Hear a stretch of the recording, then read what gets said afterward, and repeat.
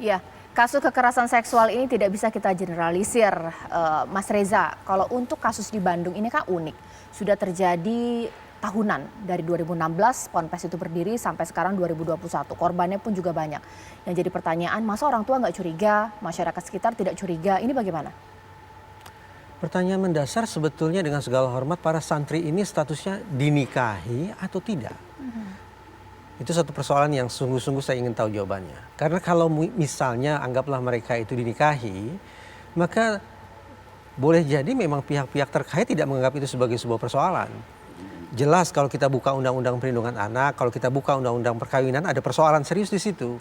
Tapi sekali lagi kalau ternyata para pihak terkait menganggap ini bahwa sebuah pernikahan, dalam kurung menjadi sebuah keluarga, terlepas apapun anomalinya, tapi ada tanda petik ada suatu pemahaman kenapa kemudian kasus ini tidak terekspos ke publik. Satu itu. Yang kedua, menjadi korban itu menderitanya luar biasa. Itu sebabnya dalam khazanah psikologi forensik ada istilah re-victimization, primary victimization, secondary victimization, dan seterusnya, dan seterusnya, dan seterusnya. Maksudnya apa? Maksudnya begini, sudah jatuh tertimpa tangga, kurang lebih seperti itu ungkapan dalam bahasa Indonesia. Sudahlah menjadi korban kejahatan seksual dari orang yang semestinya melindungi, dari orang yang semestinya paling bisa dipercaya, dari orang yang semestinya menjadi sosok teladan. Itu primary victimization, jadi korban primernya. Kemudian sekunder, kalau saya mengadu akankah saya ditolong? Kalau saya mengadu akankah saya dipercaya? Kalau saya mengadu akankah saya dapat ganti rugi? Belum tentu. Salah-salah kalau saya mengadu, kalau saya mencari pertolongan justru saya terkena stigma. Sebagai orang yang sudah kotor, orang yang sudah hina dina, orang yang membawa aib bagi nama baik keluarga dan seterusnya. Nah, pengalaman sebagai korban yang berulang ini yang boleh jadi menjadi penghalang mengapa korban-korban kejahatan seksual berpikir 2-3 bahkan sama sekali tidak pernah berhenti berpikir untuk tidak melapor atau mencari pertolongan ke siapapun. Oke, sekarang saya ke Ibu Rita. Bu Rita, untuk kasus yang terjadi di Depok, sebenarnya dari KPAI sendiri sudahkah melakukan asesmen kepada korban dan mereka ini statusnya dinikahi, entah itu mungkin di bawah tangan atau tidak, Bu? Ya, kalau pendampingan dilakukan oleh UPTD PPA sejak bulan sejak bulan Mei tahun 2021 ini. Kalau status tidak ada informasi terkait tersebut ya, apakah dinikahi atau tidak. Tapi kalaupun dibilang dinikahi tentu itu menjadi anomali. Kenapa korbannya banyak?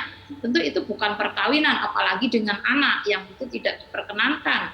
Ya, itu tentu menjadi bagian yang bagi KPAI apa yang dilakukan oleh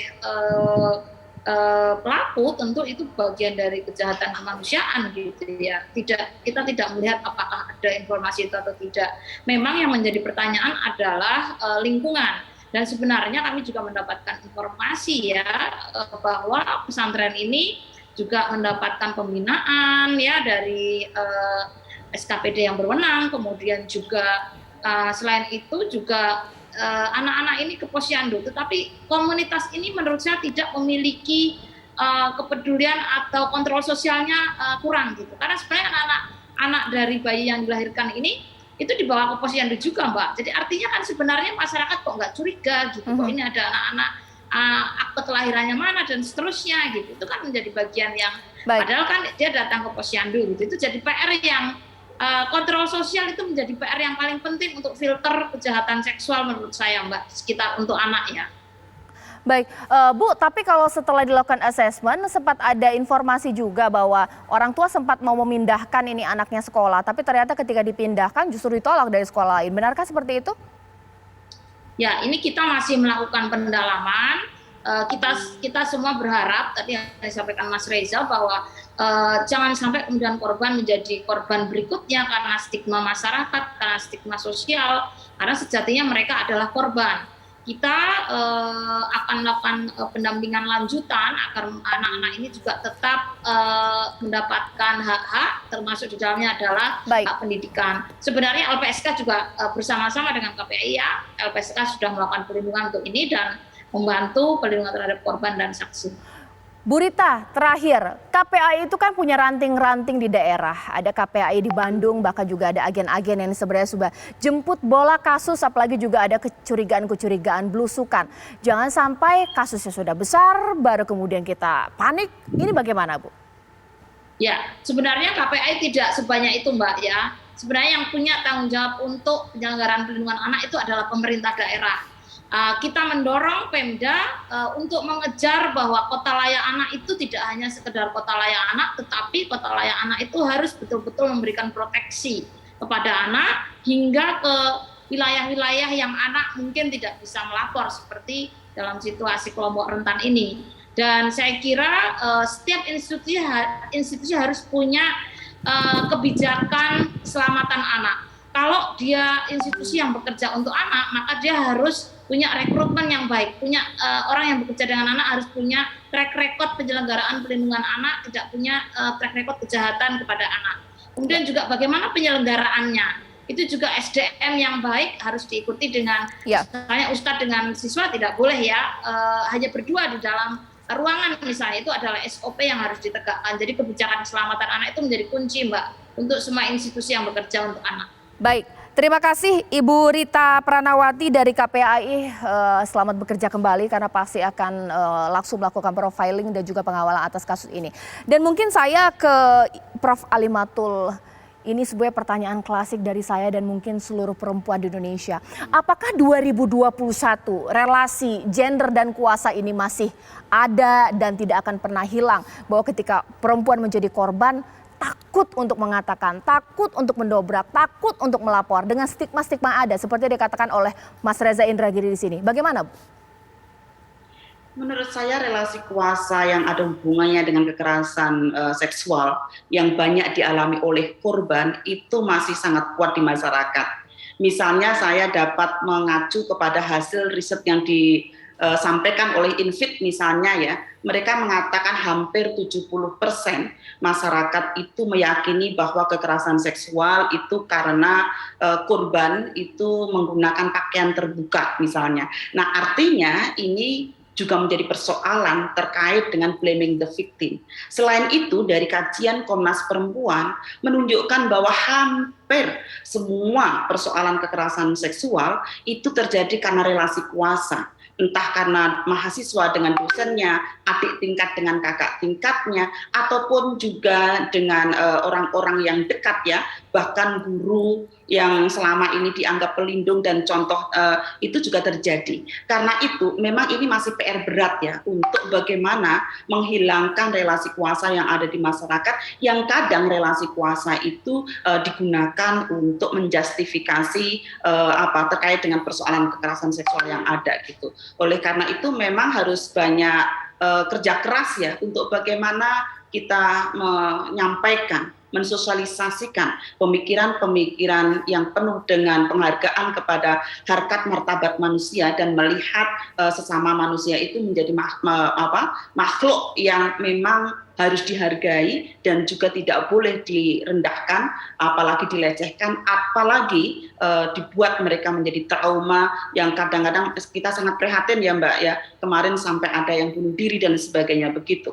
Oke, mungkin sekarang saya ke Pak Thomas. Pak Thomas, sebenarnya apa sih yang membuat para pelaku kekerasan seksual mulai yang sudah lakukan berkali-kali, puluhan kali, berbelasan korban tidak kapok? Apakah mungkin punya mindset seperti ini? Juga deh kalau nggak akan berani nih korban bawa ke hukum. Atau mungkin ya juga nanti polisi-polisinya juga punya mindsetnya juga diskriminatif, tidak pro kepada gender. Karena ketika ada kasus kekerasan seksual, apa dulu penyebabnya? Kamu jangan-jangan keluar malam seperti itu kah? Sesaat lagi di Apa Kabar Indonesia Malam. Kembali di Apa Kabar Indonesia Malam dan sekarang saya bertanya kepada Prof. Alimatul. Prof, kalaulah sekarang saat ini kepolisian kan sedang mengedepankan restoratif justice untuk kasus kekerasan seksual ini diperbolehkan tidak? Misalnya contoh kasus pemerkosaan, pelecehan kepada perempuan korbannya di sini tiba-tiba sudah hamil, seringkali di masyarakat ya sudah bertanggung dinikahkan saja. Ya ini bagaimana? Tidak dapat digunakan ya restoratif justice untuk kekerasan-kekerasan yang sangat membuat korban itu trauma. Di beberapa negara lain di luar negeri itu justru sekarang sedang sudah mencabut ya aturan-aturan yang mana menikahkan dengan korban dengan pelaku begitu. Nah di Indonesia sendiri sebenarnya secara aturan pun juga tidak mengenal itu. Jadi walaupun mereka dinikahkan, tetapi pemerkosa ya tetap pemerkosa, dia harus kemudian diproses secara hukumnya. Karena itu nanti akan menjadi persoalan ya, kalau restoratif justice itu akan dikenakan, akan diberlakukan untuk korban kekerasan, korban perkosaan misalnya. Bisa dibayangkan seumur hidup dia akan mengalami trauma, seumur hidup dia akan berhadapan dengan orang yang pernah memperkosa dia, yang pernah melecehkan atau merendahkan dia gitu. Kalau ganti rugi, Bu? Ya, kalau ganti rugi itu semestinya juga harus dilakukan ya, terutama ganti rugi untuk terkait dengan bagaimana pemulihan korban itu. Ya. Jadi biaya pemulihan korban itu harus dibebankan juga kepada pelaku ya, supaya kemudian juga ada aspek jera ya. Selain itu ya memang bagaimana pemerintah juga hadir untuk mengatasi persoalan-persoalan, memperkuat upaya-upaya untuk pemulihan korban itu. Baik, sekarang saya ke Bang Azaz Tigor. Yang diinginkan Bang Azaz Tigor sebagai tim advokasi ini juga dari pelaku kepada korban adalah biaya ganti rugi nanti untuk pemulihan secara psikologis dan lain-lain, begitukah Bang Azaz Tigor? Ya, kalau ganti rugi atau restitusi kepada korban itu kan memang mandat dari undang-undang ya, Caca. Dari Undang-Undang Perlindungan Saksi dan Korban. Nah, tapi kalau bagi korban yang pernah saya dampingi, mereka sebetulnya tidak mengharapkan itu. Mereka ingin pelaku itu dihukum berat, begitu, karena sampai saat ini hukum di Indonesia untuk pelaku-pelaku pemerkosaan atau kekerasan seksual itu masih ringan, maksimal hanya 15 tahun. Sementara si korban ini kehancurannya, traumanya bisa seumur hidup. Ya. Nah, ganti rugi pun sebetulnya tidak bisa menggantikan, ya. Tapi karena itu mandat undang-undang, makanya itu juga oke diajukan gitu ya. Misalnya ganti rugi biaya untuk rehabilitasi atau pendampingan psikologis si korban, atau biaya untuk sekolah masa depannya, seperti itu, atau biaya orang tua atau keluarga dan korban selama mengurusi kasus ini, penyelesaiannya seperti itu. Tapi yang terpenting adalah bukan ganti rugi, tapi hukuman yang seberat-beratnya. Karena kalau kita baca misalnya untuk kekerasan seksual terhadap anak, hukuman maksimalnya di pasal 82 itu hanya 15 tahun, Caca. Padahal perilaku kekerasan seksual ini sama dengan pembunuhan, karena pelaku sudah membunuh masa depan si korban. Baik. Artinya harusnya hukumannya disamakan dengan pelaku pembunuhan seharusnya. Setidaknya dia harus dihukum pertama adalah seumur hidup. Ya, apalagi korbannya biasanya banyak sekali seperti yang di Bandung, di Depok juga korbannya banyak ya. Jadi ini lebih keji dari pembunuh. Jadi hukumannya ya setidaknya harus sama. Baik. Bukan 15 tahun juga, dendanya juga. Nah, saya juga ada kritik. Misalnya gini ya, di Depok gitu ya, hukumannya 15 tahun, denda kepada negara 200 juta, subsidiar 3 bulan. Artinya kalau dia tidak bayar 200 juta, dia kena tambahan kurungan penjara 3 bulan. Lalu denda atau restitusi 16 juta. Kalau dia tidak bayar, dia didenda, ditambah lagi kurungan subsidiar 3 bulan. Kok sama gitu loh? Ya, tukaran hukuman antara 200 juta dengan 16 juta. Nah, ini juga persoalan-persoalan negara, aparat hukum ini tidak sensitif terhadap korban gitu loh. Ya, kok bisa begitu hukumannya sama gitu loh. Jadi tidak membayar 200 juta sama dengan 16 juta gitu. Makanya kejadian yang di Depok, si pelaku tidak membayar 200 juta. Dia hanya membayar 16 juta, karena 16 juta ya hukumannya dia berkurang, nggak bertambah 3 bulan. Tapi yang 200 juta ya sudahlah. Nah, ini jadi perspektifnya harusnya adalah negara hadir dan berpihak pada korban. Nah, hukum-hukum ini juga jangan terpaku pada hukum-hukum formal. Tadi aparat hukum itu harus berani melakukan penemuan hukum. Ya, di pasal 82 memang 15 tahun, tapi kalau dilihat kondisinya ini sama dengan pembunuhan, harusnya dilakukan sama dengan pembunuhan, hukumannya seperti hukuman maksimum ya, Bang ya? Ya, hukuman maksimalnya 20 tahun. Azaz Tigor. Maksud saya seumur hidup gitu, Cak. Baik, mungkin saya ke Mas Reza, karena tadi kurang nih dari jeratan hukum untuk kasus kekerasan seksual. Kebiri solutif tidak? Kebiri itu bukan hukuman. Kalau kita baca peraturan pemerintah tentang kebiri itu digandeng dengan kata tindakan.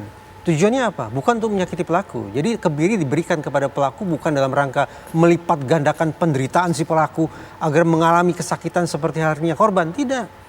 Kebiri itu merupakan tanda petik sebuah bentuk pengobatan agar yang bersangkutan tidak mengulangi perbuatannya. Jadi ketika Mbak Caca marah-marah seperti ini, undang-undang kita justru arahnya itu berbeda. Terhadap pelaku itu cenderung diperlakukan secara manusiawi. Dikebiri, dalam kurung, diberikan tindakan untuk tidak mengulangi perbuatannya, disertai dengan berbagai macam program rehabilitasi, masuk ke pemasyarakatan. Di samping rehabilitasi, otoritas terkait harus berpikir bagaimana suatu saat agar predator seksual yang bejat ini bisa kembali ke tengah masyarakat, dalam kurung program reintegrasi. Nah, kalau Mbak Caca atau masyarakat tidak terima dengan aturan main kita yang ternyata seolah memberikan hati bagi para predator, ya sudah, desak pemerintah, desak DPR, duduk bareng lagi, maksimalkan hukumannya. Sampai apa? Kalau perlu hukuman mati. Baik, efek jerah supaya ada ya. Baik, mungkin sekarang Pak Thomas sederhana, apa yang bisa kita lakukan masyarakat untuk memproteksi ini? Ada nggak sih tanda-tanda perilaku-perilaku yang menyimpang yang mengindikasikan ia bisa menjadi pelaku kekerasan seksual atau pemerkosa? Ciri-ciri fisik yang mungkin bisa terlihat secara kasat mata. Kalau kasat mata ya, pertama Tertutup mungkin? enggak juga ya. Dia itu senang memuji. Oke. Ya, senang mendekati perempuan dan lebih senang untuk menyentuh tubuhnya ya. Yang ini itu yang gampang. Tapi seringkali juga kita nggak tahu, karena di dalam literatur sendiri ya, mulai ada literatur tentang kelainan seksual itu ketika Marquis de Sade ya, itu seorang bangsawan zaman Raja Napoleon ya. Dia dihukum karena dia senang melukai perempuan sebelum melakukan ini. Nah, dia menulis tentang dirinya sendiri bahwa banyak tentang kelainan seksual ini, dan itu ditulis, kalau saya mati, saya dibakar dan dibuang ke laut supaya orang mengenang saya. Dan sampai sekarang saya dapat buku yang pernah saya lihat itu yang punya Dr. Munin Idris. Kalau nggak salah ada 100 kelainan seksual itu. Jadi kita harus hati-hati. Ada bisek. Bisek itu banyak sekali ya. Bisa dia senang perempuan, kemudian senang laki-laki. Baik, mungkin kita harus paham dengan gejala ketika sudah ada indikasi ini sudah mengarah ke arah sana. Betul. Speak up, hindari, langsung kemudian laporkan juga sudah kelewatan. Mungkin seperti itu ya Pak Thomas. Terima kasih Pak Thomas, terima kasih Mas Reza. Terima kasih Prof. Ali Matul dan pastinya kepada Bang Azaz Tigor Nainggolan. Terima kasih kepada seluruh narasumber. Ini membuka wawasan kita untuk jangan pernah diam ketika sudah ada indikasi mengarah kepada kekerasan seksual atau juga pelecehan. Saya Caca Anissa menutup, selamat malam, sampai jumpa.